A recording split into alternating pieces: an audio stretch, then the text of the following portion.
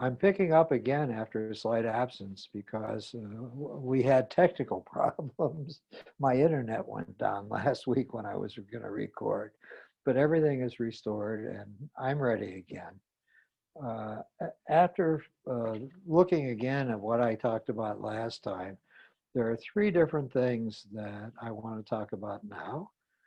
Uh, One of them is some experiences I had when I was supervising graduate students. I wasn't directly working with clients in that forum, but I was certainly trying to affect how they were working with clients, and I helped them to find some creative ways forward with at least two clients that are memorable and have stuck with me.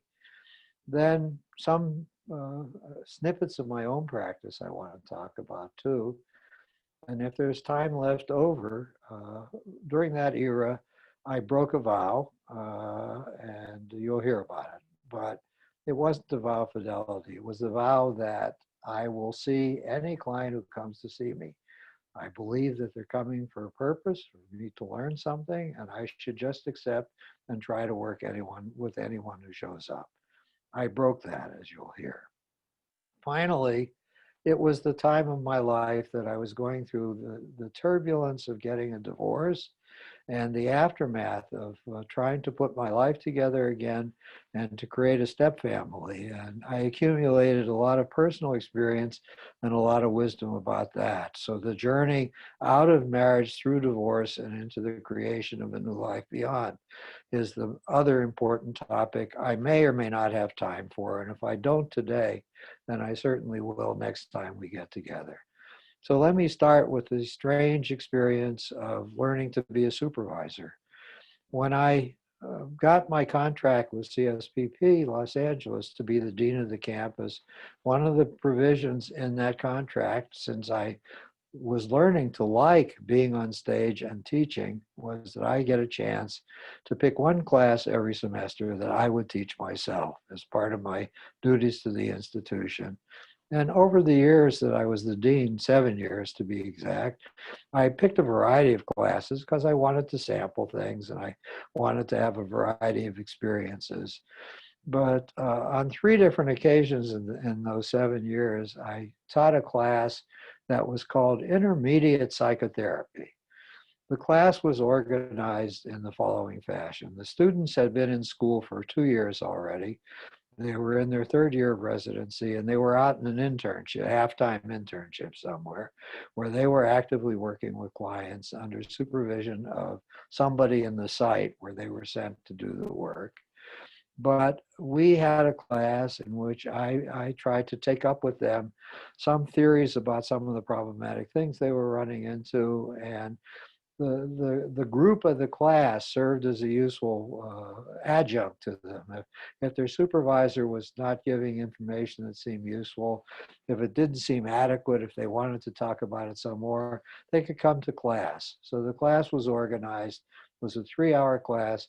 The first hour and a half, I made presentations of various kinds of theories that seemed relevant to the work that they were doing. And the second hour and a half, we were a group and we're simply talking about particularly challenging cases that seem refractory or seem to be going nowhere as far as the student practitioner could tell. So there are two stories that come from this. One of my students in that class 1 year, was interning at the counseling center at the University of Southern California. And he was working with a male student who was 22 years old that came to the counseling center. And he was asking for help. Turned out after several sessions, he only came because his father was pressuring him to do this. He wasn't doing it on his own initiative so much as trying to placate a very tyrannical father. The problem was the young man had come as a business major to USC because father was a very, very successful entrepreneur. And the young man was being groomed to take over the family business. He was to get a business degree from USC, and then he was supposed to go to a fine MBA program somewhere or to the London School of Economics, maybe. Whatever was necessary for him to do in graduate work, maybe get a PhD in economics. He was supposed to get a fine, fine education about the business world. And then his father would be getting closer to retirement age. He would start apprenticing in father's business and then work his way up the ladder. So when father died or was even willing to resign, the young man was being groomed to take over father's business. And the script had been written for him many, many years ago before he ever got to college. Well, he was not doing well in college. He changed his major several times without telling his father because he didn't really like his business major. And he kept not accumulating enough credits and he kept flunking classes and he was on the verge of academic probation often. And father would rescue his status in the university by making a donation of several $100,000 to the school's endowment fund if they would look the other way in terms of throwing him out and give him another chance. And father was wealthy enough to do that. And my student had also found out that the father wanted the kid to live well and enjoy party life at SC. So he didn't have him living in a dorm. He had bought the kid an elegant condo not too far from the campus, a very spacious one with 2 bedrooms and a gym and a pool, and he had great digs to live in. And he bought him a Corvette and made it a gift for his 19th birthday, a brand new red hot Corvette to drive around. So the kid was living in the world of opulence. Anything he wanted to charge at department stores, he could. But the kid was miserable. He was irritable. He was depressed. He didn't like being in school. And he didn't really want to come to therapy, but he felt enslaved to his father. His father would give him instructions about what he had to do. He had to get his shit together in school, or father was going to cut off all the money. And he had to come. Obviously, he was a disturbed person. He had to go to the school's counseling center and get some psychological help, or father was going to turn off the economic tap. And my student had tried to help him, although uh, I think we all fell into the trap to begin with that what would be helpful is for him to do his schoolwork, not procrastinate, overcome his hesitancies to proceeding, get his degree, and graduate. We bought into that as the purpose of the treatment. That's the underlying theme that should be pursued in working with him. And I got suspicious fairly soon. It was part of my beginning to learn that we have to listen to clients, even their unspoken words, even their gestures. We have to let them lead and we have to help them to get to destinations that are important to them. We weren't all in the service of the father. He was defining what the objectives to the work was. And we needed to hear from the client himself what the objectives of this work that he was only doing to placate his father might be. Was there something useful that could happen as a result of his coming, something that was personally useful to him? He couldn't come up with anything. And the student felt stuck and the class felt stuck. What was it that we could do that would make the sessions more meaningful to him? So I said, I'll come up with something. Give me a few seconds. I started talking about this last week. I hadn't the foggiest notion what I was going to come up with.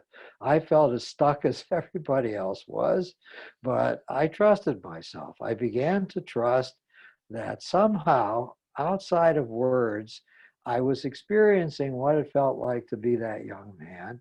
And I could come up with something if I just watched the imagery that would rise in me that might be useful.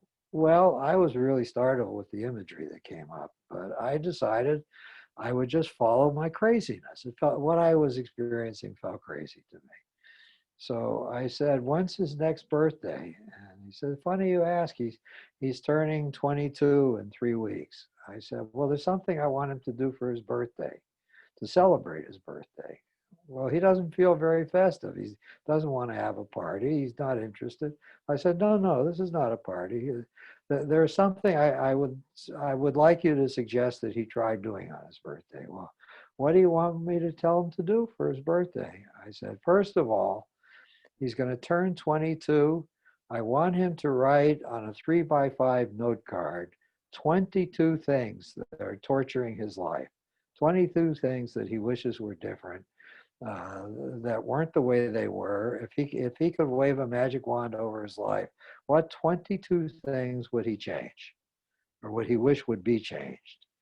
Then he's to assemble a pack of these, put them in a pack, and he's to go to the Goodwill, the Salvation Army, or wherever there were thrift stores of things that have been donated.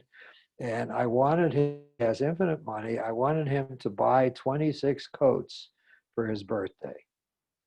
And he was going to make presents to other people on his birthday. He was not going to have his presents. He could, sports coats, any kind of coats, jackets, anything he could slip on that was roughly his size that he could wear.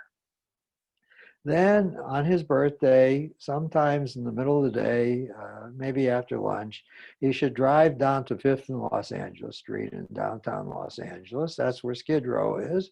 There are a large number of homeless derelicts in the neighborhood. And he should have all the coats in the trunk of his Corvette. He should take one of the note cards with one of the 22 tortures and torments he's going through and put it in the pocket of each one of these coats and jackets and have them stashed away in the trunk of the car. Then he should find a parking lot, not too close to 5th in Los Angeles, but in a safe enough neighborhood in downtown Los Angeles with an attendant there, so his car's not going to be burglarized or ripped off in some way. And his car will be relatively safe so he can get out of there when it's time to leave. After he's parked his car, he should put on one of the jackets and walk whatever number of blocks he has to walk to 5th in Los Angeles and walk up to the first derelict he sees and it says, you're having a hard day. I want to give you the coat off my back. And take the coat off his back and hand it to the guy. Then go back to the parking lot, get the second coat, and go find a second person to give it to. And keep doing this until he'd given away all 22 coats. Then he should come back to his next session with you, and you and he will talk about what he experienced when he went through that experience. I was already coming to believe that it's not insight or words or wisdom that change us. It's the result of experiences we actually have in the real world. So I was sending him off on a very bizarre experience that he was going to have. Well, he came to the next session and he was angry with my student. My student had sent him to do this, and he said it was one of the most troublesome and torturous experiences he'd ever had in his life. And my student inquired, well, what was problematic about it? He said, I had the strangest reaction. I started doing it mechanically first, and as I did it, I was appalled at the people I was giving the coats away to. How could they let themselves go that way? How could they be so miserable? How could they be so wretched and useless? And I had never been around people like that before. And I felt I was being contaminated with something horrible by going there and giving coats away to them. And then the strangest thing of all was each time I gave away one of the things I was tormented about, it began to feel destabilizing. And when I gave away all 22 of them, I felt kind of naked, like I had been born differently in some way. And what would life be like without, if all those things were really gone out of my life? So I thought that was wonderful. And I said, well, keep following him, see what he comes back with at the next appointment. And he came back and he confessed the truth. I never wanted to be here. I don't like being at SC. This is not what I'm doing with my time. I don't know how to rebel against my father. I don't want to do what my father instructs me to do. I don't want to go into his business. I don't want to get a business degree. I have no fucking idea who I am or what I'm to become. I only know what I don't want, and I don't want my father's tyranny anymore. So I said to my student, well, start brainstorming with him about how he could get out from under the tyranny of his father. And I said, I have an idea. I understand the Corvette's in his name. What's the Corvette worth? Well, he thinks it's where his father paid about $70,000 for it. Well, it's about 2 years old. I bet you he could get 30 or $40,000 for it now as a used car. It's registered to him. He has the ownership certificate. Back then, what I was saying was true. He could live, if he lived simply, he could live for some time on $40,000. That's more than the median average income in this country. He could probably get a year off and take a moratorium for a year without having to get a nickel from his father. So they brainstormed about that, and then the topic came up. Well, what would he do with the time? And he told my student that he had wanderlust in him. He liked playing the guitar and he liked singing, and he had a vision of just going from one small town in the United States to another, going into the public square and start singing folk songs. That's what he imagined doing to the passersby. That would nourish his soul. And maybe they would give him some money. He could put a hat on and they might throw some money into it. And besides, if he ran out of money, it occurred to him he could wash dishes in a restaurant. He was not above it. But he just wanted to see the United States and go visit a whole bunch of places. So that's indeed how that story came to a closure. He dropped out of school. He told his father to go fuck himself. He sold the car and he went on the road. And every once in a while, my student would get a postcard from him from someplace saying, I'm having the time of my life. I feel free, free as a bird, and I don't have to be accountable to anybody for anything. So that's my first bizarre intervention, giving the coat's off his back. I don't know what pushed me in that direction, but it turned out to be very useful. Here's the second story, also something useful. Uh, my second student was interning at the Metropolitan State Hospital for the insane. This was before Reagan let people out of the mental hospital. So the Metropolitan Hospital was in Norwalk, a industrial suburb of, outside of Southeast Los Angeles. And there were people there who were living there, had been there living there for literally years. We warehouse people for long times back then. And the psychology department was pursuing what was called in our literature a token economy model. It was a very strict behavioral model where the inmates got a point, actual points for behaving according to what the rules and regulations were. If they showed up for occupational therapy on time, they got a certain number of points. If they seemed to be working hard at some project in occupational therapy, they got more points. And they were actually given tokens. And there was a little store there where things could be purchased. So they could purchase some goodies for themselves, some Snickers bars or some soft drinks, or cigarettes for some of them, toiletry items. They could turn in the tokens they had earned for themselves for some things that were beneficial for them. And the therapists were under strict orders only to keep patients centered in reality. That was another thing they could earn tokens for. If they made proper use of the therapeutic time, the therapist could dispense some tokens too. But they had to be talking about things in the real world. They couldn't talk about hallucinations. They couldn't talk about nightmares. They couldn't talk about dreams. They had to talk about the practical things of everyday life. Did they have an argument with somebody on the ward? Were they going home for a home visit? Was somebody coming to visit them? What did they like in their occupational therapy session? Were they taking proper care of their hygiene? On and on and on. The topics that were permissible in therapy, and the avoidance had to be kept in place of things that were not permissible in therapy. And the supervisor of the unit kept saying, if you will follow these procedures and not violate them, you will see people will start getting better. Well, my student was assigned a Latina. She was 22, I think. And she was there because she was hearing voices. And she was diagnosed with a diagnosis of schizophrenia. And the voices were very persecutory. They were persecuting her. They were telling her that she was a worthless piece of shit. They were telling her that she should commit suicide. They were very unpleasant voices. And she would scream sometimes in the hopes of getting the voice, drowning out the voices so she wouldn't hear the voices so much. And she was, the voices also were accompanied by nightmares of persecution. Demons would come at her and threaten to devour her. It was, she was very restless and full of horrible, horrible imagery and self-destructive imagery. Uh,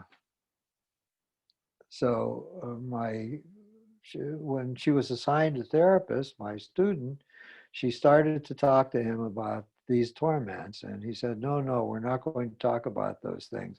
What did you have for lunch today? This is soon after lunch. Please tell me if you ate a wholesome meal and if you ate everything that was given you for a lunch. And she said, but I need you to listen to me. You don't know what I'm going through. He said, I am going to listen to you, but I will tell you what things I want to listen to you about, and you're to talk to me about those things and not other things that you think you want to talk to me about. I'm in charge of the therapy here, and you're going to talk to me about what I instruct you is the important things that we need to be talking about.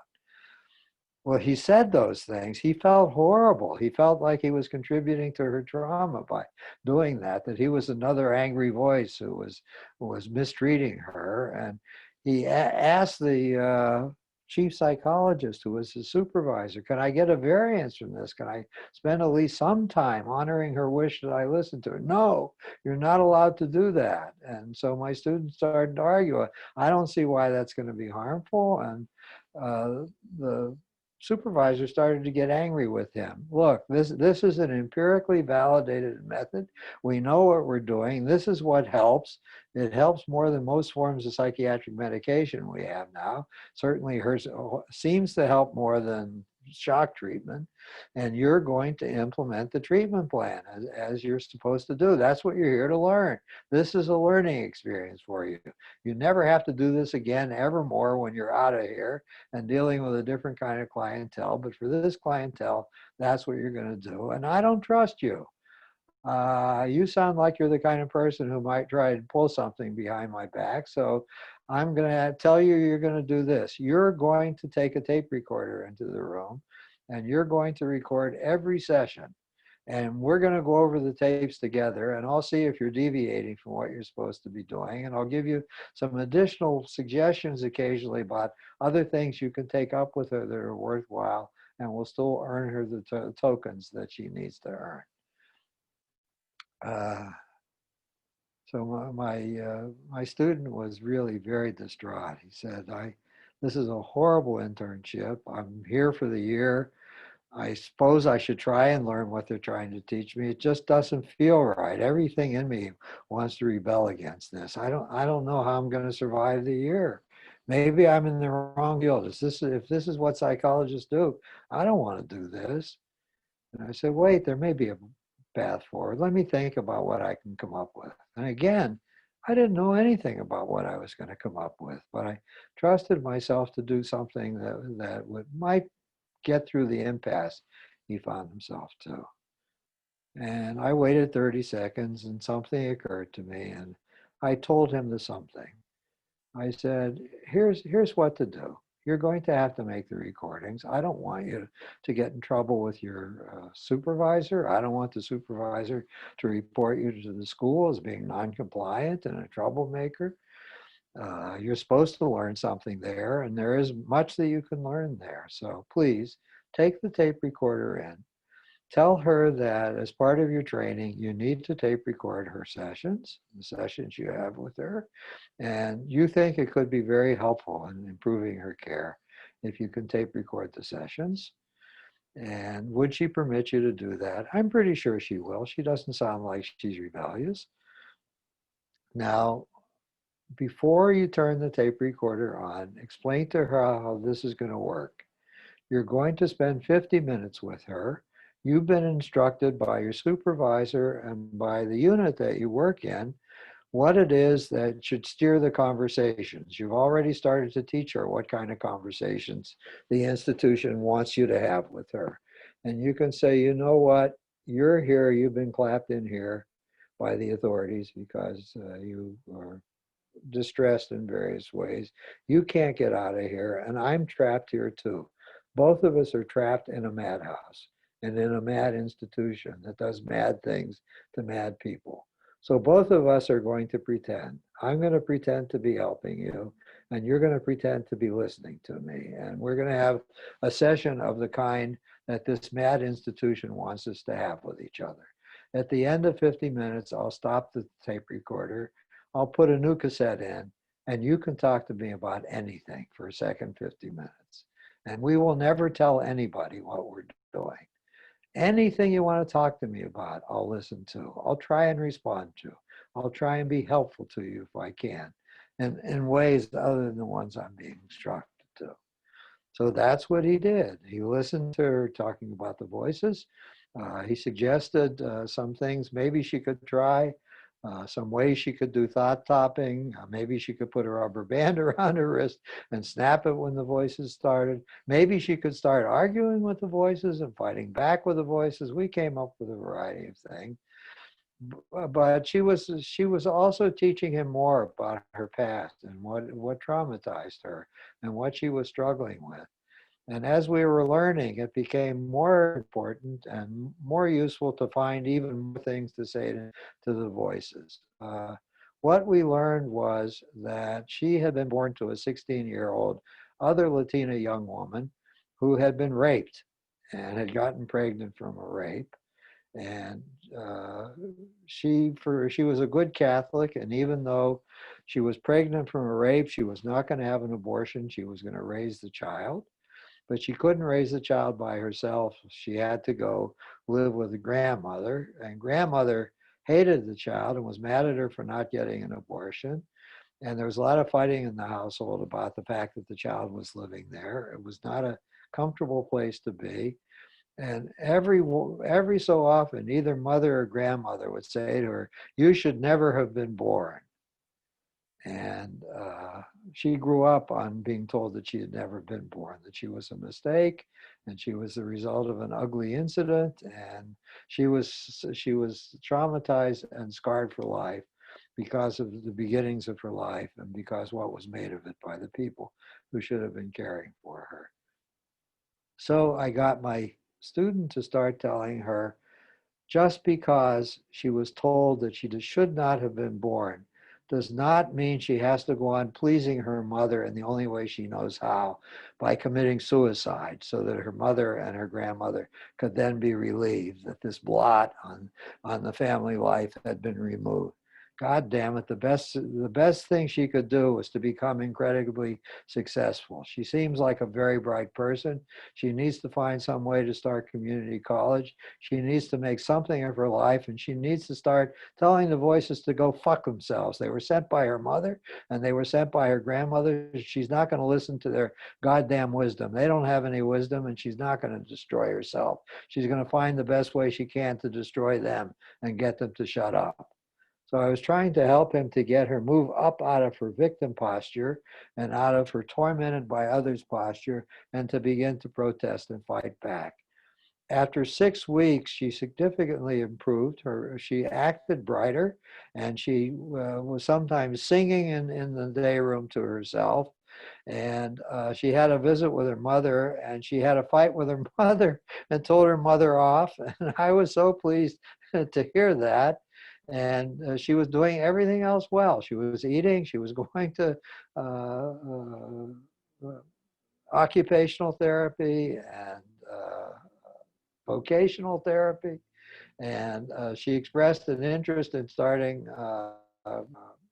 community college as soon as she could, and they made plans to discharge her after a month. She had found some place, some halfway house she could go live in, at least temporarily, while she got her life together. And as she was checking out, the supervisor at the site said to my student, "You see, if you do what I tell you to do, they get better." And the class and I had a good laugh with him at what he had been learning. So those are two examples of just out of whack things I came up with because I felt so desperate of wanting to be helpful. And everything I had learned had to teach me anything about how I could be helpful in the face of those particular challenges. So I decided I would try to invent something to see if that would lead me anywhere. There were three other experiences in my early practice, and I'm still in my early practice years, less than 10 years out, that remain in memory as being very significant to me. Ones I have not written up yet, but deserve to be written up.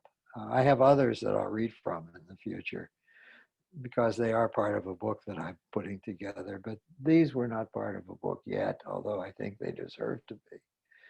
The first one was the one I said, the one that made me break my vow to myself. I would never send anybody away and refuse to work with them because they seem too troublesome, too threatening, too challenging in some way. By the way, those are exactly the people we should make sure that we work with. We need to learn how to do it and how to do it better. My profession is full of people who, if anybody is too problematic, too difficult, too disappointing, too threatening, too sick, too screwed up, they want to dump them on somebody else or send them somewhere else. They don't want to work with them anywhere. And I believe our calling is like a secular priesthood. We should not send people away. We should embrace the challenge of working with what we work with poorly or in a frightened way and learn how to do it better and learn slowly how to do it right and share our wisdom with our colleagues so the whole profession can move upward in effectiveness. I still feel strongly about it, but once I was too frightened to proceed. It was soon after I had become dean, 2 years into the deanship, as we were working with uh, the accrediting body, the Western Association of Schools and Colleges, trying to get our full accreditation. We were told that in order to take the next step and have the next visit, we needed more people who were at the institution full time. We needed some full-time administrators, and the campus dean should be one of those people whose biggest challenge was to run the campus, and it needed at least a third of the faculty should be full-time faculty members who were responsible for academics and for the curriculum. So I had to make a choice to either surrender the deanship or to give up my practice. And I chose to try and fiddle if I could. I didn't give up my whole practice, but I was on campus now full time, and I would continue to see a client or two in the evenings, and I would work on Saturdays too and Sundays trying to see my clients. I was able to hold on to most of them and not have to transfer them away. And I was still open for business because some people would leave after a few visits and some people would stay for a long time. But there was a revolving door, and I was accepting referrals still, even though my practice was more limited than it had been. So I got a referral. Oh, the other thing I did, because I had to be full-time at the campus, was my residence was a long distance away from the campus.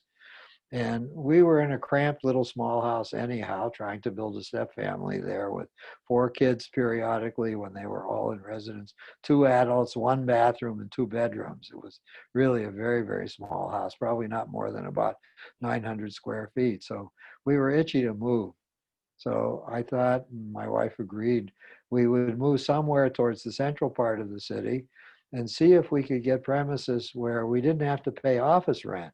If we didn't have to pay office rent anymore, we could afford to pay more for housing. And we found a wonderful, terrific duplex in the Mid-Wilshire neighborhood of Los Angeles. So my commute time to the campus was only 30 minutes. My wife was closer to Cedars-Sinai where she was seeing clients, and she could have some clients at home. And we had the most delicious living arrangement. My girls, my stepdaughters, who lived with us practically full time because their father had moved to Northern California, had a downstairs house to themselves. That was their house. It had 3 bedrooms. It had a dining room, a kitchen, a service porch, and a recreation room. And we had the same thing upstairs. So we could have our offices upstairs and our bedroom was upstairs. So at night we could close the door and be alone in our own house. There was an intercom system so the kids could summon us if there was a problem. But we were like young lovers again, alone. Our children were in a house by themselves. We trusted them to be able to make it through the night. And I was close to work and it was wonderful. But I was still learning some of the rhythms of what it's like to work at home. And a new client showed up. He had been referred to me by I don't remember whom. And in he walked, and one of the two bedrooms in the upstairs house was where my office was. What had been the game room was the waiting room. I went to the waiting room and found him. I'd given him instructions. I told him the front door of the house was open, come up the inside stairs into our residence. And the downstairs door to the kids' house was closed, so he couldn't get in there. And he came up, sat in the waiting room. I invited him in. And he was about 6 feet 5 inches tall. He was extremely muscularly built, a middle-aged black man. And he had a really tormented look, a troubled look on his face. I knew something serious was happening with him. And so I invited him in and said, you look like you're troubled about something. You came for some kind of help. How would you define what it is you want my help with? And he said, well, I'm having a terrible sexual problem. And I said, all right, what's the sexual problem? And he said, the problem is every time I try to have intercourse with my fiance, uh, I'm just overwhelmed with terrible thoughts and I lose my erection. And it's very hard for me to proceed and culminate the sexual experience with her. And she's very patient and understanding. She tries to help. She touches me or she'll give me oral sex, but I'm just so haunted by the imagery that occurs to me, I can't proceed. And I said, well, tell me, what's the imagery that seems to shut you down? He said, well, you might as well know the truth. He said, I was recently paroled from Joliet Prison in Illinois. And I've come to Southern California where I met the woman that I fell in love with immediately. And I'd like to have another marriage if I possibly could, but this is a serious barrier. And I said, well, what were you in prison for? He said, I came home from work one day and I found my former wife with my best friend as her lover. They were naked in bed and he was having sex with her. And I just went berserk. I couldn't stand it. That was so painful and so upsetting. I went into a huge rage and I got a knife and I stabbed both of them to death. And that's what I went to prison for. That happened when I was 22 and I didn't get out until I was in my 40s. I got paroled for on good time. I didn't get the death penalty. My jury must have had some compassion for me about the horror of what I saw when I walked into that apartment. But every time I start to have a sexual relationship with my uh, girlfriend, that imagery of finding them, seeing what they were doing, rushing to get the knife, stabbing them over and over again, blood all over the place, that just overwhelms me. And I can't continue being sexual with her. So I was scared. This man was capable of murder. I was inviting him to my house where my children were. What was he going to do to me? What if I disappointed him? Is he still carrying a lot of pent up fury? I was frightened for my own life. Uh, all of that was totally irrational. I don't know that he would have been any more difficult a client than anybody else, but I didn't have the courage to keep him around. So I ducked. I said to him, I am not an expert on sex problems. I think you probably should see one of my colleagues that specializes in sexual difficulties. And I haven't worked too often with people with sexual difficulties, and I'm certainly not an expert on the topic.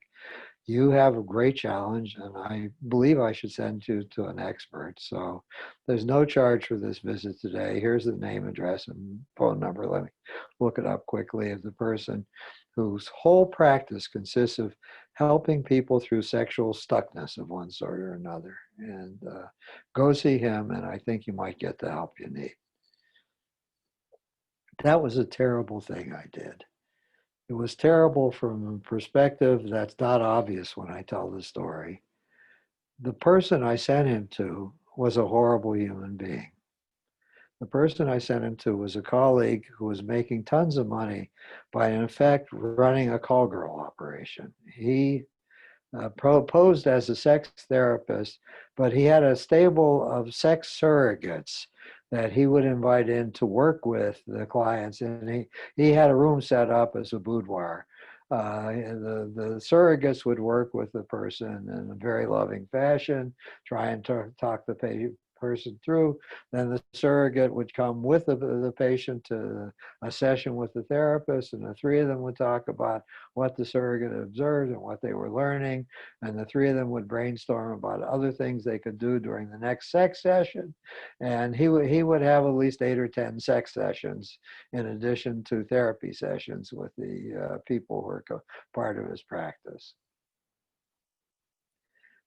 Back then, there were no clear licensing rules or regulations that enabled any report to be made about this guy. Licensure was mainly a control of the title and a control of the kind of educational experience one had to be in practice. There were no guidelines about what practice consisted of or what the knowledge base for practice was going to be yet. That was an evolution that happened some years later. So there was nobody to report him to. There was no way to stop what he was doing. But I thought I might be able to stop what he was doing. I thought one of two things will happen. Either what my colleague is doing with his clients is going to help this guy. And I was not beyond thinking that that could be helpful for some part of the people he was working with. Or he was going to enrage the client, and maybe the client would kill him. And if the client killed him, maybe he would be doing a useful thing for society and for the profession. So I didn't care if he got killed. I did care if I got killed. I cared if my wife got killed.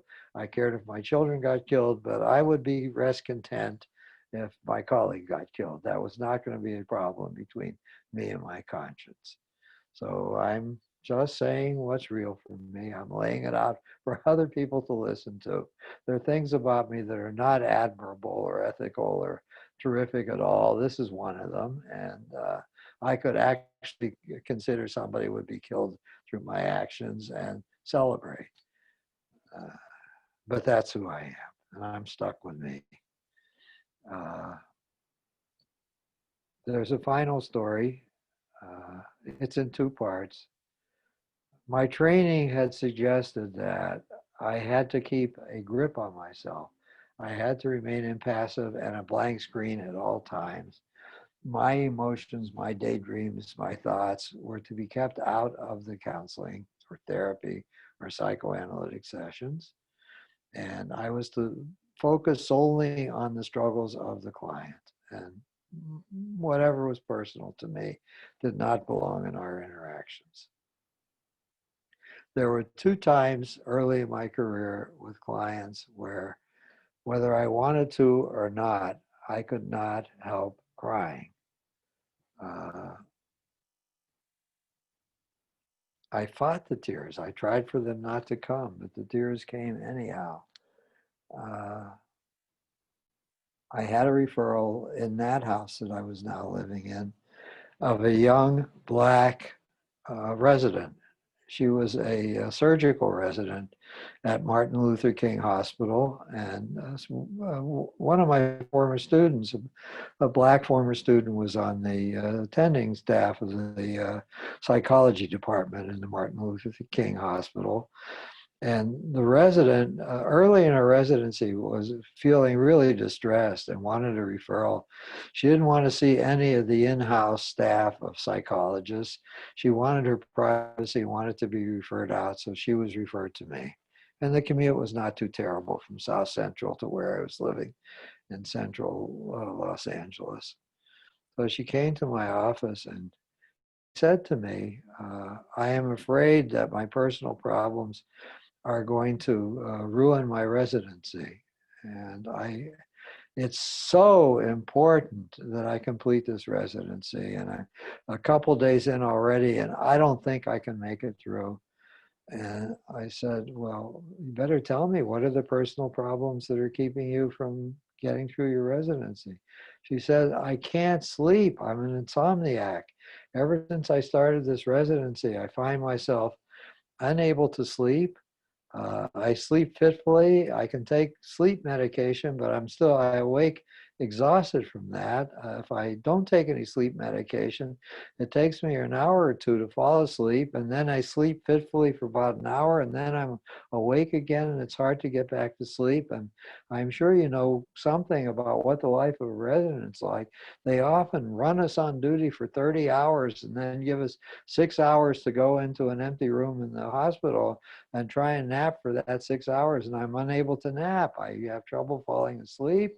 I'm in an unfamiliar environment. I hear the hospital noises around me. And it's getting so I think I'm going to start dropping the instruments in the operating room, and my eyes are burning, and I feel like I'm going to keel over, and just my head's going to hit the gurney that the patient's on, and I'm going to fall asleep in the operating room when I should be assisting at the operations or learning how to operate myself. And I said, I'm really sorry. That's a hard one. I said, tell me something. And I was just learning to do this. I was studying the literature, the small literature on what's called expressive style in our field. Not too many of my colleagues pay any attention to expressive style.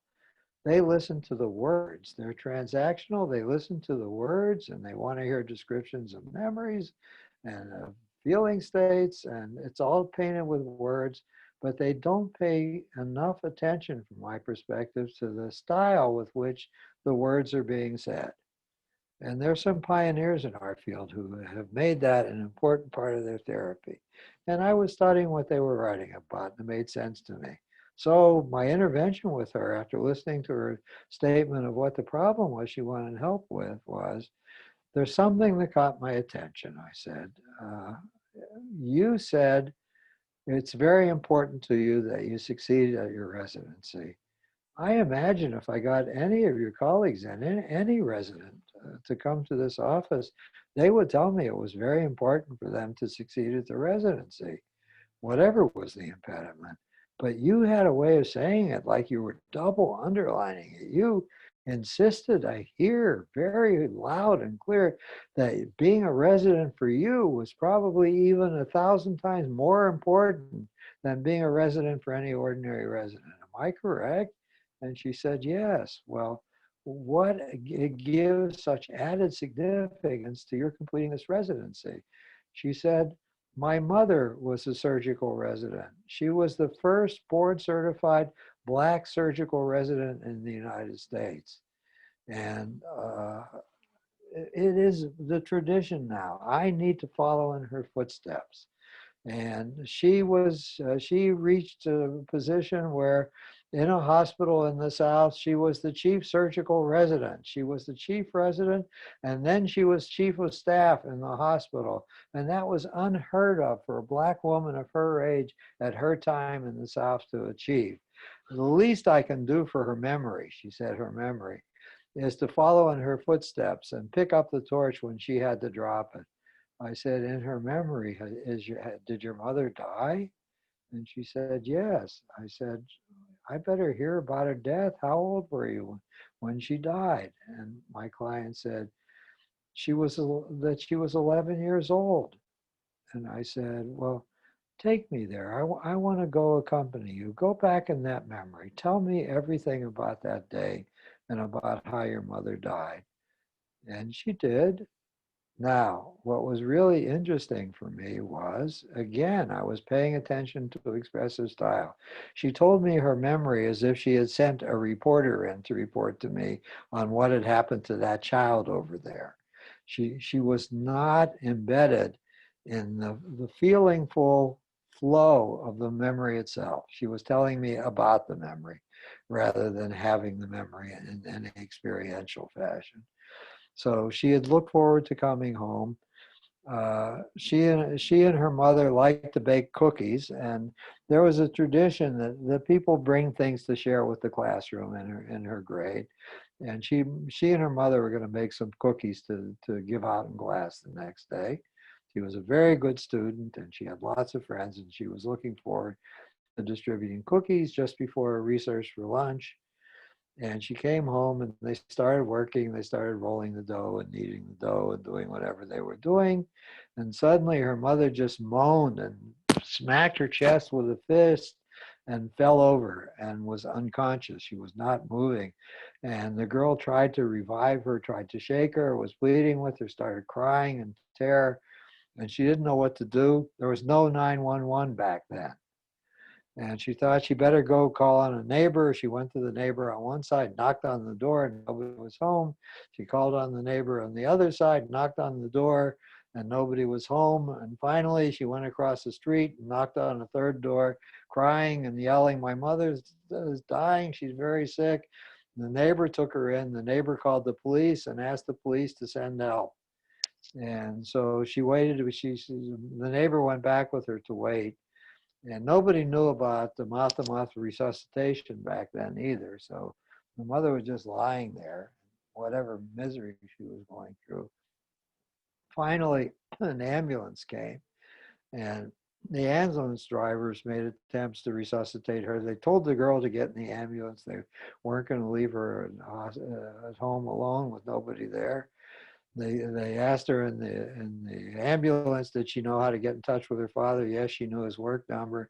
And they said, well, we'll give you a phone to use when we get to the hospital, and you can call your father and tell him what's happening. And she said, how's my mother? And the ambulance driver said, it doesn't look good. We can't get vital signs. We'll try and use paddles on her when we get to the hospital, but your mother may already have died. And the girl started screaming and crying in agony. And they did try to resuscitate her with shock paddles, and they tried 5 times. Nothing would bring her back. And finally, they said she had her aorta must have broken. She bled out. There was nothing that anybody could do. She's dead. And here, please, you need to inform your mother. You need to get home. He needs to make arrangements for what's going to happen with your mother's remains. And at that moment, she stopped crying. Those were the last tears she shed. And she decided she needed to be a good soldier. Uh, she had a younger sister who was still in school. She has to worry about what she was going to do with a younger sister. And she would have to take instructions from her father about what her father needed to do too. So in that same flat tone of voice, she told her father, I'm sorry, mom died. We were making cookies and she fell to the floor. And by the time they got her to the hospital, they said there was nothing anybody could do. She's dead. They're waiting for you to come and give them instructions about what to do with the body. I'll wait here for you because you have to take me home and we have to take my sister, and go find her. She's in an after school program and we have to find where she is and what to do with her. I think she's at a friend's house. I think I know what house she's in. So he came home, she helped, and they got sister. Sister fell. Oh, I forgot to say father fell apart too. Father started moaning and crying on the telephone. It took him many minutes to compose himself and to get himself together to come and follow out, pick her up and help get the sister. And she again decided she had to be the soldier. So in some ways, she stepped into her mother's shoes. She had learned to cook at her mother's side. She told her father she would help make some of the dinners. She would babysit her sister when they needed to. She went to the funeral, and just as I had been very stoic, and I had not cried at the funeral. She didn't cry, and as a matter of fact, she didn't cry 1 minute until she showed up in my hospital that day. And we had run out of time by that time almost. And I said, you know what? I don't know if you noticed, but I've been crying. Your story sent me back on my own journey. And my father died when I was 12. And I've only learned to cry at about it since then. And now when I hear stories like yours, I can't stop myself from crying. I'm hoping my crying is not a burden, but please pass the Kleenex box to me. You know what I learned from my father's death? I said, I learned that nobody's ever with us for as long as we like, that sudden disruptions happen. People can just leave before we're ready to leave. I started really sobbing by that time, and she saw me sobbing, and she started sobbing. And we stopped talking after a while, and we just cried. We just cried. We passed the Kleenex box back and forth, crying and offering Kleenex to each other. And finally, I told her her time was coming to an end. And I told her I was glad she was crying. And maybe she was just frightened of losing control, because you do when you go to sleep. You don't know what dreams you have or what's going to come to you in the night. Maybe if she could start crying again, it would make a difference for her. And she wouldn't need to remain vigilant and awake all the time. And she should come back tomorrow. She had started crying. She should come back tomorrow and see me right away, because I didn't want her to have another sleepless night. I would try and find out some other way I could be a good companion to you, but please come back tomorrow and tell me what had continued to happen after she left. And she came back tomorrow and the next day, and she said she had continued sobbing on the way home. The sobbing went on and on. It was as if a dam had broken. The whole river behind the dam kept running and running. She had to pull over to the side of the curb frequently and stop driving, because she was crying so hard she wasn't paying attention to where she was driving, and her eyes were misting up. And she finally got home, and she was exhausted. She had 6 hours before she had to go back to the hospital. And she went into her bedroom in her apartment, and she fell asleep. And she slept very peacefully for 6 hours. So when she came back, I said, you know what? This may be all that you have needed. And maybe it'll be okay to resume your residency, because you'll be able to sleep. I don't know if I need to see you some more, but there's something else I'm worried about that you're not worried about. You are so convinced that you need to live out the rest of your mother's destiny. You have to fulfill the years in being a surgeon and maybe a teacher and a supervisor of surgery that she was cheated of living out. But I'm not sure that's a good career choice for you. It may be. I'm not arguing with you. That's where you started. You're now assessing, from my perspective, whether it is indeed a reasonable career choice for you. I would not scold you or think ill of you if you decided there was something else you wanted to do. That you wanted to play the harp, or you wanted to teach young children, or you wanted to write poetry. It may be something other than living out your mother's destiny. I know the temptation. After my father died at age 12, I stole a pair of his shoes from his closet before his clothing was given away, and I stole some pipe tobacco in one of his pipes. And in the night, when nobody was around watching, I would pace around with the shoes on, and I was pretending his spirit was coming into me. And I would smoke the pipe and cough and smoke and try and inhale it. And I felt like his essence was being drawn into my being. And I was being merged with him in his spirit world. And I was partly becoming my father. And I want you to know, in the strange literature of my field, that that's often a response to the death of somebody at an early age. We merge with them, we incorporate them. It's as if we are taking them inside and becoming partly them by ingesting them symbolically. There are other tribes, the anthropologists write about, who when somebody dies, everybody in the community eats a bit of their flesh. They actually do a little bit of cannibalism, because that's a way of preventing the greatness and the shock of the entire loss. And they are becoming partly at one with the person who has died before they fully let go of them. So maybe you're doing a version of that. Maybe that's what your teaching is like. Come a few more times and tell me if you're still comfortable and still teaching. And then you can stop seeing me if that's the fitness of the thing. But if at any time during the remainder of your residency and before you finish being rooted here in Los Angeles and what you're doing, come and talk to me if you're feeling restless and beginning to think maybe you want to try thinking about something else. Well, she never came back, so I assume she finished her residency successfully, did not choose to choose another profession. Now I'm laughing. Maybe when she got into midlife and actually done the profession for a long period of time, she, she burned it out and decided to do something else in her later years. I do not know if she went into retirement and gave up surgery altogether. Still a possibility in my mind. So that's that one. I think there was another one. Oh, yes. Oh, my God.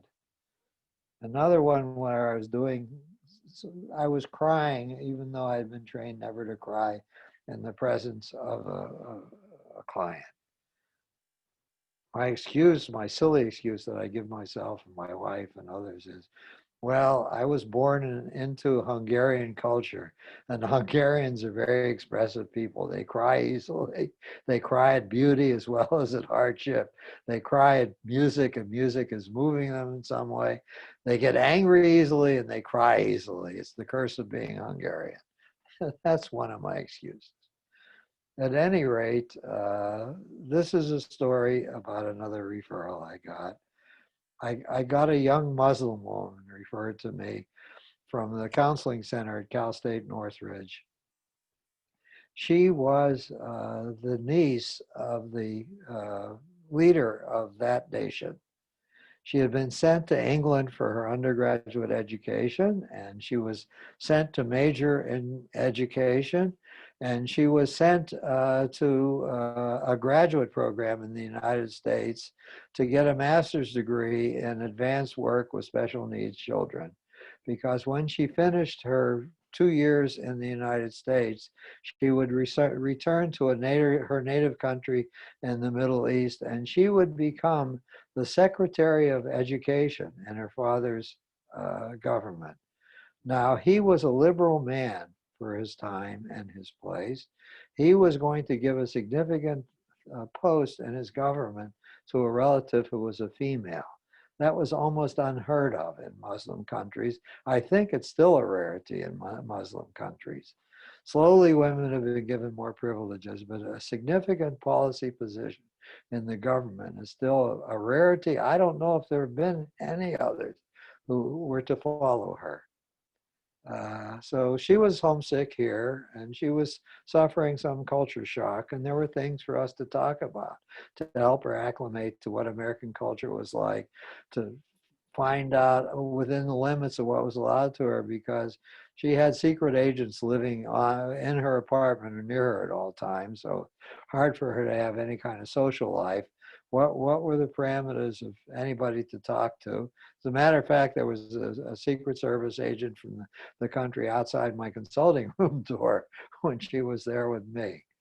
So we were doing whatever work we could given the limitations of what was happening to us. And then she came in, and I had a small television set in my office that I often turned on between clients or when I had more time. I'm a news junkie. I like listening to you news. And that day, just before she arrived, the Yom Kippur War between Israel and its neighboring Arabic neighbors had broken out, and her armies were trying to kill the people in the Israeli armies as best they could. And that is a very anomalous setting to try and have a psychotherapy session. So I brought her in and I said, did any of the people in her entourage, were they listening to any news, or did she know what was happening in the world? She did not. And I said, your people are at war with my people right now. And I turned the television set on for a while. And all we could do was cry. She was crying. I was crying. I was crying at that point not in any happiness the war was happening. I was crying because people were being murdered and there were these kinds of division in the world. And I was crying because she was a decent human being and was going to go back and make some goodness happen in her country if she could hold on to it and if she could follow out the program and get her degree and move on and accept the assignment. She was a good person. She was not an evil person. And I'm sure there were many people killing each other that were good people. So the anomaly I was confronted with and the horrors of the war scenes that I was seeing in real time overwhelmed me. And I was just crying a lot. We ended the session without saying much, except we would get together the next time. And our conversation then began about these philosophical issues that I'm raising. That's what we started having conversations about, the anomaly of the strangeness of our being able to meet in Santa Monica, California, and have a conversation when we couldn't ever meet with each other, and we would try to destroy with each other if we met anywhere near her homeland or the spiritual homeland of my people. How terrible was the world that this was true? And is there any way that she and I could begin to change that? All right, I guess I ran out of time, and I have exhausted the topics I thought might take up all the time. So I will talk about the divorce, the journey into through divorce, the building of step families, and both clinical instances of doing work and my personal work that I had to do on those topics during that period of my life. And now I will turn this over to those who will follow me. I have a question, Arthur, and of your first client and or first the client where you were providing some supervision, Yeah. and I don't know if it's a question, but um, I really liked the 22 coats and you know, your intervention which you provided, or you know, for your supervisee.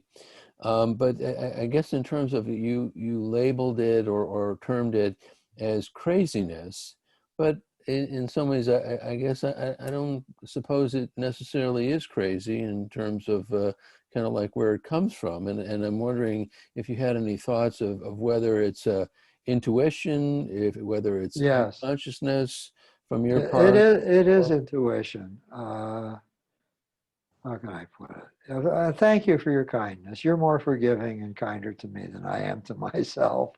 I yell at myself and I tell myself I'm being crazy and this is out of bounds. And I get scared when I launch myself into something that I learned to launch myself into that day.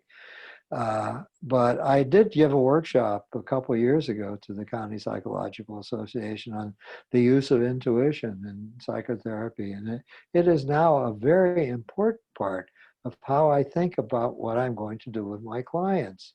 I'm constantly surrendering to imagery that rises from within me. Uh, who was it? It was Wilhelm, no, it was Theodore Reich, who wrote a book called Listening with the Third Ear. And I think all of us listen with a third ear. We are hearing the words that are being said, and we're taking in visually nonverbal communication of one sort or another. But there is a place where this enters into our being and touches us outside of consciousness. It touches memories of ours that we may not be thinking about. It touches creative images of one sort or another that we may only see in dream work. But sometimes it touches us in such a way that something that we could consider doing with the client arises in us, even if we're labeling it as a crazy something that's arising in us. It comes to consciousness. And I have tried to say to my colleagues, don't just throw it away. Sit with it.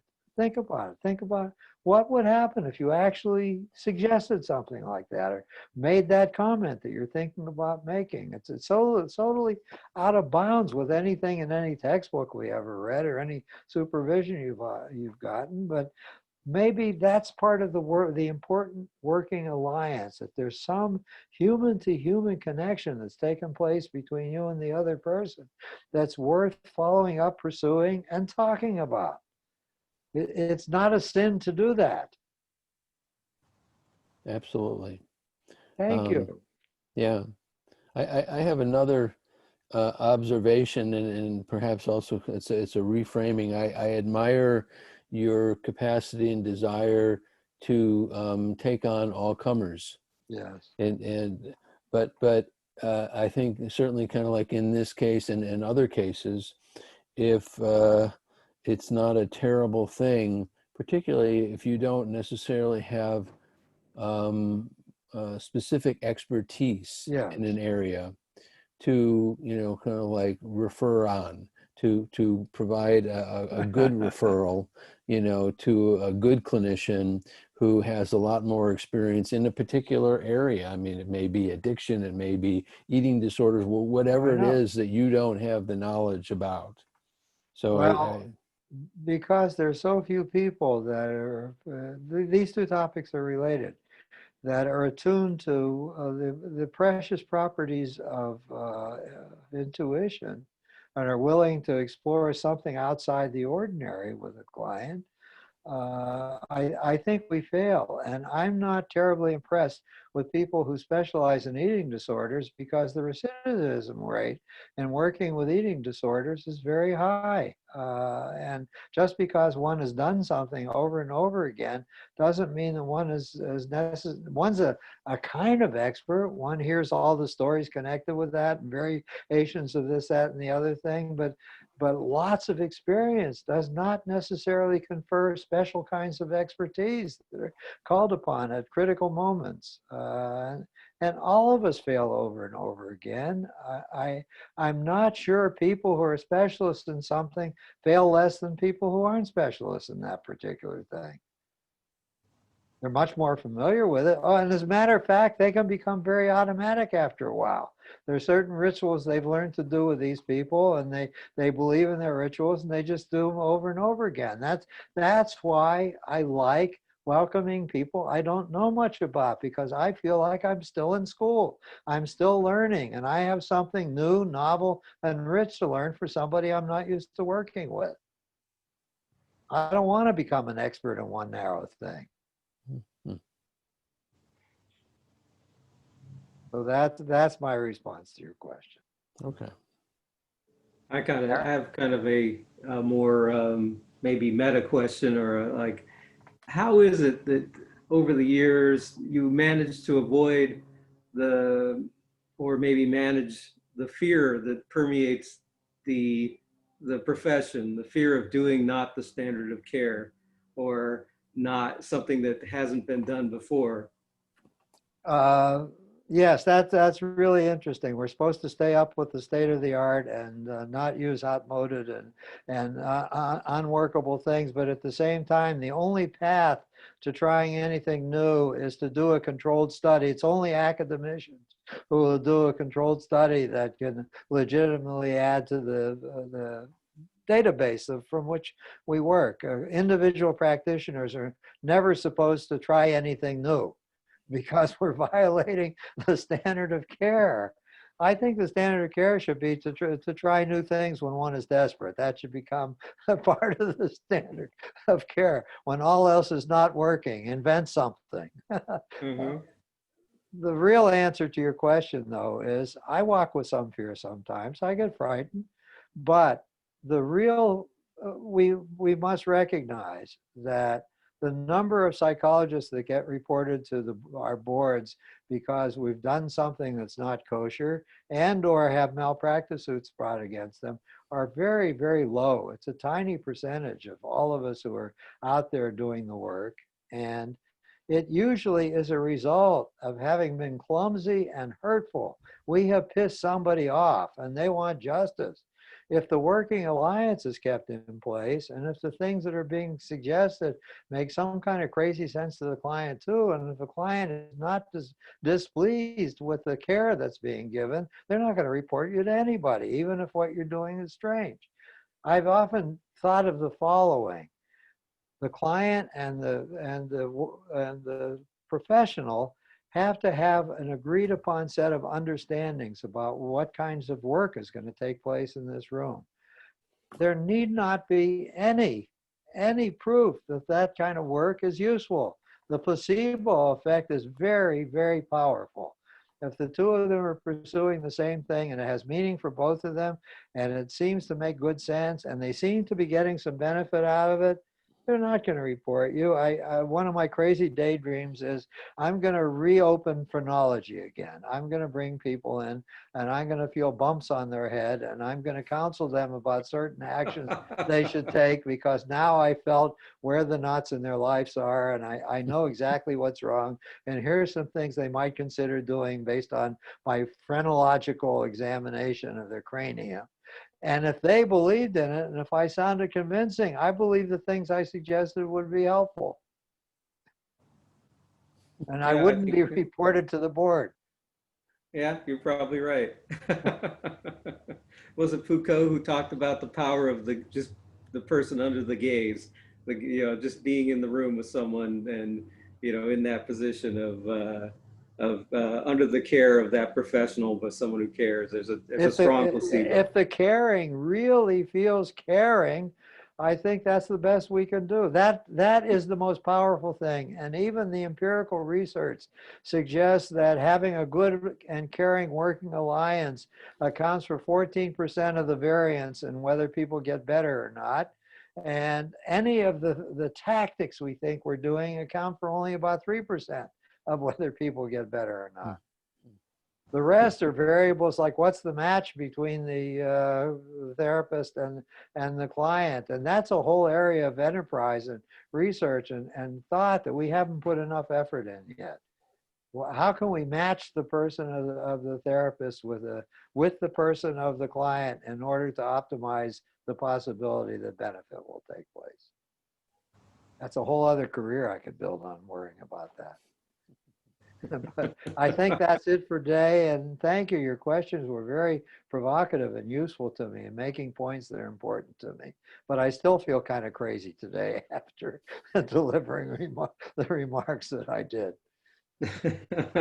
Well, stay crazy. Thank you. See you next Friday. Okay, be well. Bye. See you. Bye, guys. See you later.